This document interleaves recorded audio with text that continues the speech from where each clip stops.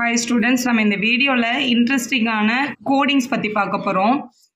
முன்னாடி காலத்துலயும் சரி இப்பவும் சரி செக்யூரிட்டி பர்பஸ்க்காக ஒரு சில மெசேஜஸ் வந்து நம்ம டைரக்டா வந்து சொல்ல முடியாது. அதனால என்ன பண்ணாங்க அப்படின்னா கோடிங் மெத்தட்ல வந்து இன்ஃபர்மேஷனை பாஸ் பண்ணாங்க. அப்பதான் இப்போ ஒரு ஆர்மியோட ஏதாவது ஒரு முக்கியமான கான்ஃபிடென்ஷியலான விஷயம் அப்படின்னாலாம் அவங்க இந்த மாதிரி கோடிங்ல தான் வந்து மெசேஜ் வந்து பாஸ் பண்ணாங்க. அது பார்த்தோன்னே யாருக்கும் புரியாம இருக்கிறதுக்காக அதில் நம்ம பார்க்க போற முதல் சிப்பர் கோட் பேட்டர்னுக்கு பேர் வந்து pigpen code. Pigpen code அப்படின்றது வந்து it's look like meaningless writing. இதை பார்த்தா இதுல என்ன மீனிங் இருக்குன்னு யாருக்குமே தெரியாது. ஆனா இதை வந்து அன்கோட் பண்றது வந்து ரொம்ப சிம்பிள். இங்க பாருங்க, இதுல வந்து இந்த 4 டைப்ல நான் வந்து இங்க ஒரு ஃபிகர் காமிச்சிருக்கேன் இல்லையா, இதுதான் இதோட பேட்டர்ன்.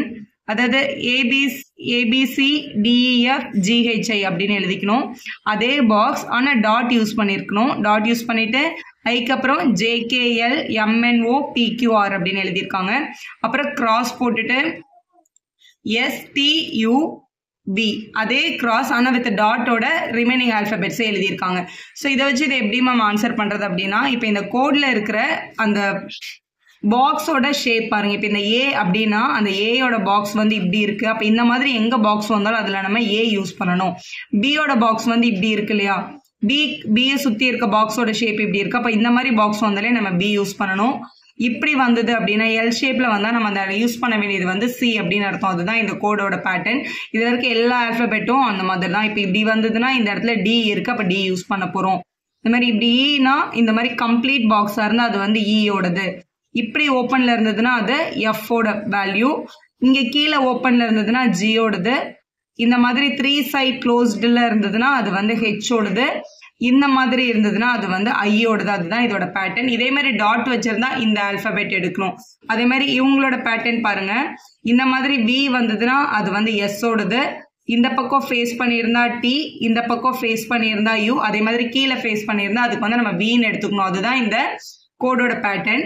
இப்போ இது யூஸ் பண்ணி இந்த கொஸ்டின்ஸ்க்கு எப்படி ஆன்சர் பண்றதுன்றத பார்க்கலாம். இதுல ஒரு எக்ஸாம்பிள் அவங்களே இங்க எழுதியிருக்காங்க பாருங்க. இங்க ஃபர்ஸ்ட் வந்து ஒரு வியும் மேல ஒரு டாட்டும் இருக்கு. ஸோ வியும் டாட்டும் இருந்தா அதோட ஃபர்ஸ்ட் ஆல்பபெட் பாருங்க டபிள்யூ ஓடுது. அதனால இந்த கோடு வந்து டபிள்யூ ஓடுதுன்னு ஃபில் பண்ணியிருக்காங்க. அடுத்து பாருங்க எல் இந்த பக்கம் ஃபேஸ் பண்ணியிருக்கு, அது ஏ ஓடுது, அதனால ஏ.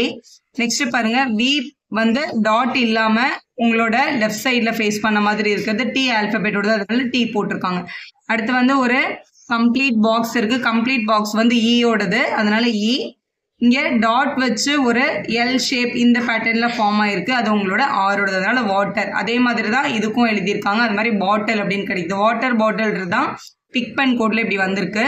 ஸோ அதே மாதிரி இன்னொன்று நம்ம ட்ரை பண்ணலாம். ஸோ இங்கே இது தேர்ட் ஒன் ட்ரை பண்ணலாம். நான் ஏரோ போட்டிருக்கேன்.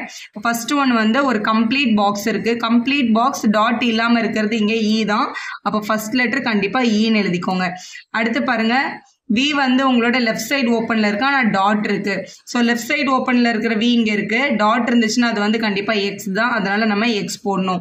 அடுத்து எல் ஃபார்ம் ஆயிருக்கு. ஸோ இந்த எல் வந்து இந்த டாப்ல தான் ஃபிக்ஸ் ஆகும், அதனால அது உங்களோட ஏயோடது. அடுத்து இந்த மாதிரி ஒரு யூ ஃபார்ம் பண்ணியிருக்காங்க. உங்களோட லெஃப்ட் சைடு ஓப்பன் டாட் இருக்கு. ஸோ லெஃப்ட் சைடு ஓப்பன்ல டாட் இருந்தால் அது வந்து எம் ஓடுது. அப்போ எக்ஸாம் அப்படின்றதோட கோடு தான் இங்கே எழுதியிருக்காங்க. ஸோ அடுத்து ஒரு ஸ்பேஸ் விட்டுருக்காங்க. அடுத்த லெட்டர் இந்த மாதிரி ஒரு எல் வித் டாட் இருக்கு. ஸோ இந்த எல் வந்து இங்கே தான் ஃபிக்ஸ் ஆகுது பாருங்க. ஸோ வித் டாட் இருக்கிறதுனால அது வந்து பியோடது. நெக்ஸ்ட் நார்மல் எல் இந்த மேலே தான் ஃபிக்ஸ் ஆகும், அது உங்களோட ஏயோட வேல்யூ. அடுத்து யூ வந்து இந்த பக்கம் ஃபேஸ் பண்ணிருக்கு, டாட் இல்லாம இருந்தா அது டியோடது. எக்ஸாம் பேட் அப்படின்றத கோடிங்க தான் இங்கே எழுதியிருக்காங்க. இதே மாதிரி இதை நீங்க ட்ரை பண்ணி இதோட என்ன ஆன்சர் வந்ததுன்னு கண்டிப்பா கமெண்ட் பாக்ஸ்ல சொல்லுங்க. நெக்ஸ்ட் அடுத்த கோடு பார்க்கலாம். போலிபியா ஸ்கொயர் ஷிப்பர் அப்படின்னு சொல்லுவாங்க. ஸ்கொயர் ஷிப்பர்னா ஒரு ஸ்கொயர் பாக்ஸ் வரைஞ்சிக்கணும். ஸ்கொயர் பாக்ஸ்ல இந்த பக்கம் 1 2 3 4 5, இந்த பக்கம் 1 2 3 4 5 போட்டுக்கணும்.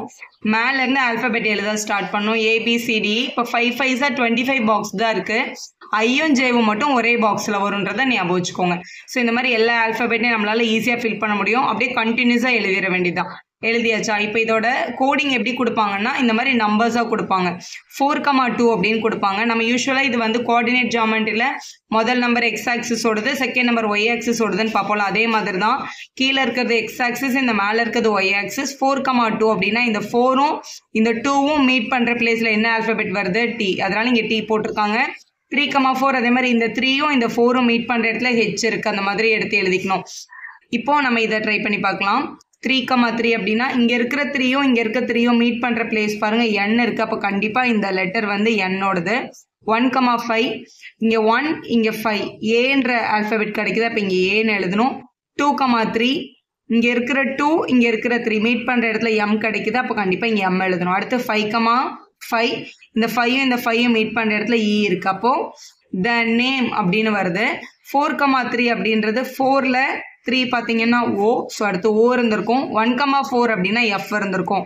அப்போ த நேம் ஆஃப் அப்படின்றதோட கோடிங் தான் இங்கே நம்பரில் கொடுத்துருக்காங்க. இதுதான் ஸ்கொயர் சிப்பர்னு சொல்கிறாங்க. நெக்ஸ்ட் கோடு 3 பார்க்க போகிறோம். அட்பாஸ் சிப்பர் அப்படின்னு சொல்லுவோம். இது வந்து ரொம்ப ஈஸி. இது வந்து ஒரு ஜஸ்ட் சப்ஸ்டியூஷன் தான். கொடுத்துருக்க ஆல்ஃபபெட்டை வந்து ரிவர்சிங் த ஆல்ஃபபெட்டால் மேட்ச் பண்ணுறது. ஃபார் எக்ஸாம்பிள் இப்போ இது வந்து பிளைன் டெக்ஸ்ட்ன்றது இருக்கிற ஆல்ஃபபெட்டை நம்ம அப்படியே எழுதியிருக்கோம் ABCD வரைக்கும். இதோட சிப்பர் டெக்ஸ்ட் அப்படின்றது அப்படியே ரிவர்ஸில் எழுதணும். ZYXWன்னு ஆரம்பித்து A வரைக்கும் எழுதணும். ஸோ இந்த மாதிரி ரிவர்ஸில் எழுதுறதுக்கு பேர் தான் வந்து அட்பாஸ் சிப்பர் அப்படின்னு சொல்லுவாங்க. அதாவது ஏன்ற ஆல்ஃபபெட் வந்து இசட்னு எழுதுவாங்க, பியை வந்து ஒய்ன்னு எழுதிடுவாங்க. இப்போ இதில் வந்து GSVன்றது வந்து THEயோட கோடிங் தான் அப்படின்னு சொல்லியிருக்காங்க. ஏன்னா ஜிக்கு நேராக டி கிடைக்குது, எஸ்ஸுக்கு நேராக ஹெச் கிடச்சிருக்கு, விக்கு நேராக இ கிடச்சிருக்கு. அதனால தான் தேன் எழுதியிருக்காங்க. இப்போ ILLN அப்படின்றதோட கரெக்டான ஃபார்மேட் பார்க்கணும் அப்படின்னா இப்போ ஐன்றது வந்து ஆரில் இருக்குது. அப்போ இந்த ஐ வந்து ஆறுன்ற லெட்டர் கூடியது. எல் வந்து ஓவில் இருக்குது. ஸோ ஓ திருப்பியும் எல் தான். ஸோ ஓ தான் திருப்பி போடணும். என் வந்து எம்மில் இருக்குது. என்னோட கோடு வந்து எம் தான். அப்போது எம்னு எழுதணும்.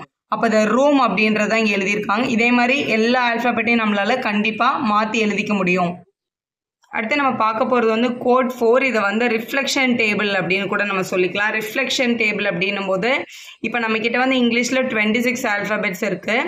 முதல் 13 ஆல்ஃபபெட்ஸை இப்படி மேலே எழுதிட்டு அடுத்த 13 ஆல்ஃபபெட்ஸை இப்படி கீழே எழுதிடணும். இந்த 13 லெட்டர்ஸோட ரிஃப்ளெக்ஷன் தான் கீழே கிடச்சிருக்க மாதிரி நம்ம எடுத்துக்கணும். அதுதான் அவங்களோட பர்ஃபெக்ட் கோடிங்காக இருக்கும்.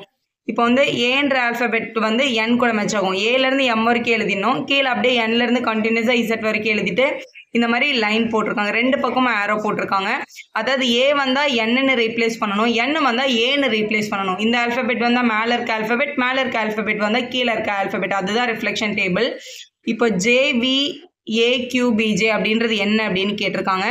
இப்போ ஜேன்ற ஆல்ஃபபெட் வந்து இங்கே ஃபர்ஸ்ட்ல இருக்கு, இங்கே இருக்குது ஃபர்ஸ்ட் ரோவில். அதோட கோடிங் யாருன்னு பார்த்தா W. அப்போ நம்ம Wன்னு எழுதணும். அடுத்து V இருக்கு. V வந்து செகண்ட் ரோவில் இருக்கும். ஆனால் V வந்து மேலே யார் கூட ரிலேட் ஆயிருக்குன்னு பாருங்கள். V வந்து I கூட ரிலேட் ஆயிருக்கு. அப்போ இது வந்து கண்டிப்பாக ஐயோட ஆல்ஃபபெட் தான். அடுத்து A கொடுத்துருக்காங்க. ஏயோட ரிஃப்ளெக்ஷன் கோட் வந்து N, அதனால N அப்ளை பண்ணணும். அடுத்து Q இங்கே இருக்குது. Qவோட ரிஃப்ளெக்ஷன் மேலே கிடைக்குது, அதனால D. அடுத்து பியோட கோடிங் வந்து O கிடச்சிருக்கு. அதே மாதிரி ஜேயோட கோடிங் நம்ம ஆல்ரெடி எழுதியிருக்கோம், W தான். ஸோ Wன்னு எழுதியாச்சு. அப்போ விண்டோன்னு கிடைக்குது. அப்போ விண்டோன்றது தான் ரிஃப்ளெக்ஷன் டேபிளில் JVAQBJ அப்படின்னு எழுதியிருக்காங்க. இதே மாதிரி இவங்க எல்லாத்தையுமே இந்த ரிஃப்ளெக்ஷன் கோட் மூலமாக நம்மளால் மாற்றி எழுதிக்க முடியும். இந்த கோடிங் வந்து நிறைய செக்யூரிட்டி பர்பஸ்க்காக யூஸ் பண்ணியிருக்காங்க. வீடியோ யூஸ்ஃபுல்லாக இருந்தால் ஒரு லைக் போடுங்க, உங்கள் ஃப்ரெண்ட்ஸ்க்கும் ஷேர் பண்ணுங்கள். Subscriber channel for more videos.